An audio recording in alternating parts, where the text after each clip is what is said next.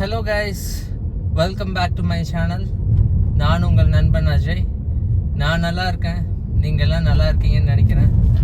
போன பதிவில் ஒரு ஆக்சிடெண்ட் வீடியோ போட்டிருந்தேன். ஓவர் ஸ்பீடிங்னால ஸ்பாட் ஆக்சிடெண்ட் நடக்கும்போது நான் இல்லை. பட் ஆனால் என்னுடைய கணிப்பு படி அது ஓவர் ஸ்பீடிங்காக தான் இருக்கும். Air bags deploy ஆகிருந்திருக்கு.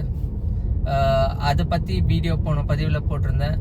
அப்படி நீங்கள் பார்க்காம இந்த வீடியோவில் அது தெரிஞ்சுக்கிட்டிங்கன்னா என் பேஜில் இருக்கும். நீங்கள் அந்த வீடியோ ஃபுல்லாக பார்க்கலாம். இன்னைக்கு ரொம்ப ஒரு முக்கியமான விஷயத்தை பற்றி தாங்க பேச போகிறோம். அதுக்கு முன்னாடி ஒரு சின்ன ஒரு கதையில் உண்மையான சம்பவம் தான். ஒரு நாள் நான் போயிட்டு இருந்தேன். எனக்கு முன்னாடி இன்னொரு காரு ஃபுல்லி டின்டடுங்க. டின்டட்னா ரொம்ப டார்க் ஷேடு. நம்ம கவர்மெண்ட் நார்ம்ஸ் படி எல்லாம் கிடையாது. அவங்க ரொம்ப பிளாக்கிஷாக ஒட்டியிருந்தாங்க. உள்ளே என்ன இருக்குன்னே தெரியல.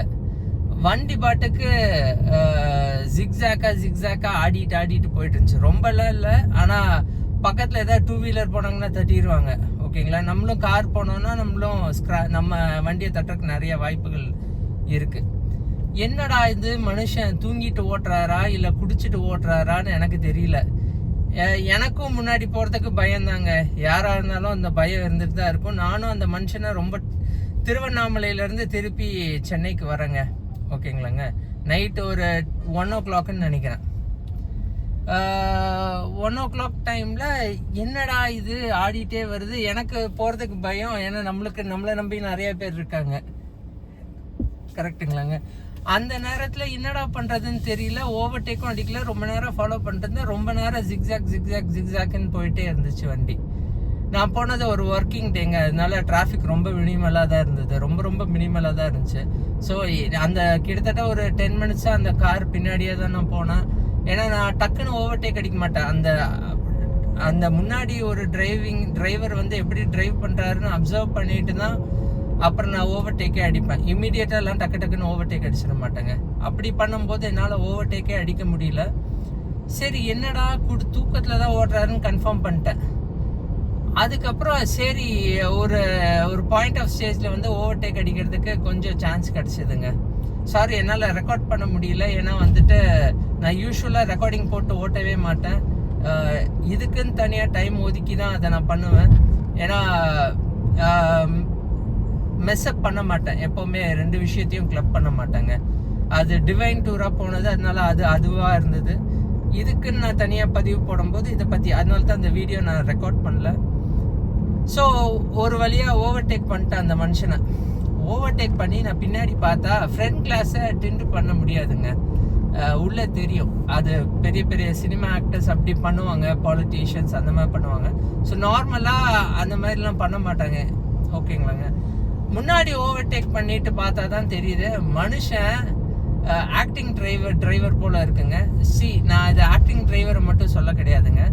அந்த டைம்ல ஆக்டிங் டிரைவர்னு நினைக்கிறேன். ஏன்னா பின்னாடி உட்கார்ந்துட்டு இருந்தாங்க. பின்னாடி சீட்ல ஒரு வயசானவர் உட்கார்ந்துட்டு இருந்தாரு. மனுஷன் தூங்கல, குடிக்கல, என்ன பண்ணிட்டு வந்தாருன்னு பார்த்தீங்கன்னா பின்னாடி திரும்பி பார்த்து பேசிட்டு வர்றாரு. ஓகேங்களாங்க? குடிக்கல, தூங்கல, வண்டி பாட்டுக்கு ஜிக்ஸாக்கா போயிட்டே இருக்குது அந்த ஹைவேஸ்ல. நீங்க அந்த திருவண்ணாமலை டு திண்டிவனம் வர வழியில பாத்தீங்கன்னா 1 way தான் இருக்கும். கரெக்டுங்களாங்க? அந்த 1 wayல அப்படி ஜிக்ஸாக் பண்ணிட்டு இருந்தா எப்படி ஓவர்டேக் பண்ண முடியும்? கரெக்டுங்களாங்க? அதுக்கு காரணம் என்னடான்னு பார்த்தா மனுஷன் பின்னாடி திரும்பி பேசிட்டு வரத நான் பார்த்துட்டேன். ஓகேங்களாங்க? நம்ம வந்து இந்த வீடியோவில் பேசுகிற மாதிரியே போய் நேரில் பேசினா உன் வேலையை பார்த்துட்டு போடான்னு சொல்லிட்டு போயிடுவாங்க. இதுலேயும் சொல்லுவாங்க. பட் ஆனால் அதை நம்ம கண்டுக்க மாட்டோம். கரெக்டுங்களாங்க? ஆனால் நேரில் நான் ஃபேமிலியோட போயிட்டுருக்கேன், ஃபேமிலியோட வந்துட்டுருக்கேன். ஸோ ஜிக்ஸாக்காக பண்ணும்போது என்னால் நின்று சொல்ல முடியல. துஷ்டனை கண்டால் தூரம் போன்னு சொல்கிற மாதிரியே நான் கொஞ்சம் ஃபாஸ்ட்டாக எடுத்து அவங்கள முந்திட்டு போயிட்டேன். ஏன்னா என்னுடைய ஃபர்ஸ்ட் தாட் எப்படி இருந்துச்சுன்னு பார்த்தீங்கன்னா, அந்த கார் அலோவ் பண்ணிடலாம். அந்த கார் போட்டுன்னா அந்த கார் போவே இல்லை. 10 minutes அந்த கார் பின்னாடி தான் நான் வந்துட்டு இருந்தேன். அதனால எனக்கும் ரொம்ப இன்கன்வீனியன்ஸ். ஓகேங்களாங்க? ஒரு நார்மல் ஸ்பீடு கூட ஹைவேஸில் எப்போவுமே ரொம்ப ஸ்லோவாக போகக்கூடாது, அது ரொம்ப தப்பான விஷயம். ஒரு நார்மல் ஸ்பீடு நான் ஒரு 60 to 80 கூட என்னால் மெயின்டைன் பண்ண முடியல, ஏன்னா 40க்கு நான் ட்ராப் பண்ணிட்டேன் அந்த ஸ்பீடு. அப்படிங்கும்போது எனக்கு ரொம்ப இன்கன்வீனியன்ஸாக இருந்துச்சுன்னு சொல்லிட்டு ஓவர்டேக் பண்ணிட்டு போயிட்டேன். ஓகேங்களாங்க. ஸோ இந்த வீடியோவில் நான் என்ன பதிவு பண்ணுறேன்னு பார்த்தீங்கன்னா, யார் இருந்தாலும் பின்னாடி திரும்பி பார்த்து வண்டி ஓட்டாதீங்க. நீங்கள் சொன்னால் அவங்க கேட்டுக்குவாங்க. ஓகேங்களாங்க.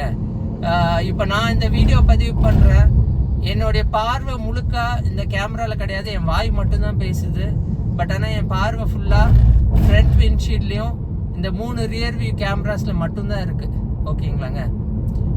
எனக்கு சுற்றி முற்றி என்னென்ன என்னுடைய ஃபர்ஸ்ட் ப்ரையாரிட்டி ரோடு தான், மித்தது எல்லாமே அப்புறம் தாங்க. ஸோ நீங்கள் பேசுறது நீங்கள் திரும்பி தான் பேசணுன்னா நீங்கள் வீட்டில் பேசலாம். ரோட்டில் வரும்போது ரோடு மட்டும்தான் கவனம் இருக்குங்க. சொன்ன மாதிரி எப்பவும் நினைக்கிற மாதிரி எப்போவுமே சேஃபாக இருப்போம்லாம் நினச்சிடாதீங்க. எப்போவுமே ரோடு காலியாக இருக்குது, நம்ம பின்னாடி திரும்பி ஜாலியாக பேசிட்டு போகலாம் அப்படியெல்லாம் நினச்சிங்கன்னா சடார்னு நடுவில் ஏதாவது வரும். இல்லை முன்னாடி போகிற காரு சடார்னு நிற்பாங்க, போய் ஸ்ட்ரெயிட்டாக சொல்லுவோம். எல்லாத்துக்கும் பின்னாடி திரும்பி பேசுறத விட உங்கள் உயிரை விட பின்னாடி திரும்பி பேசுறது தான் முக்கியங்களாங்க. எனக்கு புரியல. ஸோ நிறைய பேர் அந்த மாதிரிலாம் பண்ணுறது கிடையாதுங்க. ஒரு சில பேருக்கு வேண்டி இந்த பதிவு. அப்படி நீங்கள் பின்னாடி திரும்பி பேசிட்டு ஓட்டிட்டு இருக்கிற நபராக இருந்ததுனால் தயவு செஞ்சு அப்படி பண்ணாதீங்க. அது உங்களுக்கு தெரியவே மாட்டேங்குது கார் எப்படி போகுதுன்னு சொல்லிட்டு, அதனால நிறைய ஆபத்துக்கள் இருக்கு. அந்த மாதிரி தயவு செஞ்சு பண்ணாதீங்க. இந்த பதிவை பிடிச்சிருந்தால் மறக்காம லைக் பண்ணுங்க, கமெண்ட் பண்ணுங்க. ஏதாவது தப்பா இருந்திருந்தால் இல்லை நான் அதாவது திருத்திக்கணும்னால் கமெண்ட்ல மென்ஷன் பண்ணுங்க, திருத்திக்கலாம். முடிஞ்ச அளவுக்கு உங்கள் ஃப்ரெண்ட்ஸ், ஃபேமிலி, ரிலேட்டிவ்ஸ்க்கு ஷேர் பண்ணுங்க. அடுத்த வீடியோவில் சந்திக்கும் வரை உங்களிடமிருந்து விடைபெறுவது உங்கள் Ajay. Take care guys, love you.